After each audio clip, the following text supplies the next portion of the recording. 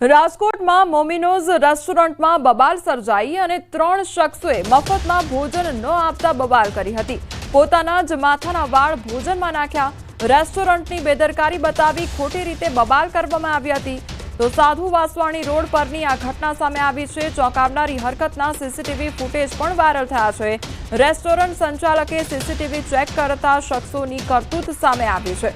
તો રેસ્ટોરન્ટમાં બબાલ કરવામાં આવી હતી આ શખ્સો દ્વારા અને ખાવાનું હતું તેમાં પોતાના જ વાળ નાખવામાં આવ્યા હતા અને ત્યારબાદ હોટલમાં જે જમવા માટે આવ્યા હતા તે મફત માંગવામાં આવ્યું હતું અને તે ન આપતા આખી બબાલ સર્જાઈ હતી। તો હોટલ માલિક દ્વારા સીસીટીવી ફૂટેજ ચેક કરવામાં આવ્યા હતા અને ત્યારબાદ આખો મામલો સામે આવ્યો હતો।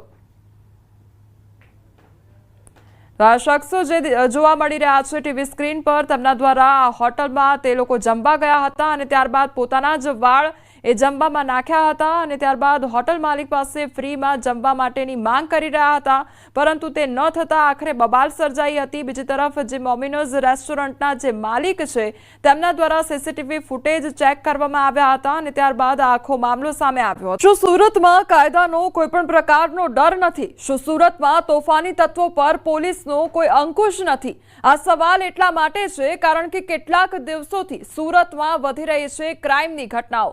ગુનેગારો બેફામ બન્યા છે। અસામાજિક તત્વો જાણે પોલીસનો ડર નથી રહ્યો। આજે કડોદરામાં એક બાળકીની કરપીણ હત્યા કરી નાખવામાં આવી। ચોંકાવનારી વાત એ છે કે આ બાળકી માત્ર 6 વર્ષની હતી। આ તરફ સુરતના ઉત્તરાણ વિસ્તારમાં પ્રેમીએ પ્રેમિકાના પુત્રનું અપહરણ કરી 10,000ની ખંડણી માંગી તો પરિણીતાએ સંબંધ રાખવાની ના પાડતા પ્રેમીએ અપહરણ કર્યું। જો કે પોલીસે બાળકને હેમખેમ છોડાવી આરોપીને ઝડપી કાર્યવાહી હાથ ધરી છે। સુરતમાં મોડેલની કાર સળગાવવાનો મામલે આખરે મુખ્ય આરોપી મિતેશ જૈનની ધરપકડ કરવામાં આવી છે।